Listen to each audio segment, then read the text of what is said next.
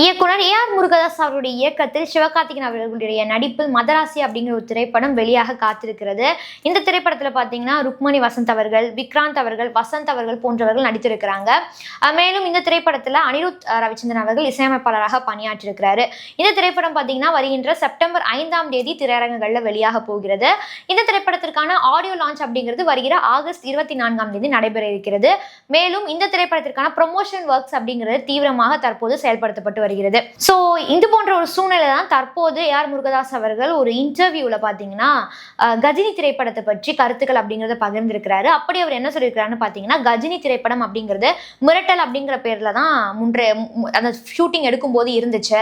அதாவது first 2 days அப்படிங்கிறது நடிகர் அஜித் அவர்கள் தான் அதுல வந்து கதாநாயகனா பண்ணியிருந்தாரு. ஸோ அந்த சீன்ஸ் இருக்கு இல்லையா, அந்த 2 days ஷூட்ஸ் இருக்கு இல்லையா, அது இன்னமும் என்கிட்ட வீடியோவா இருக்கு. அந்த வீடியோவை இப்ப எடுத்து பார்த்தா கூட ரொம்ப பிரமிப்பா இருக்கும். ஸோ அந்த கதாநாயகனுக்கு வந்துட்டு 6 pack கொடுக்கணும் அப்படிங்கிற ஒரு ஐடியாவே நடிகர் அஜித் அவர்கள் தான் கொடுத்தாரு.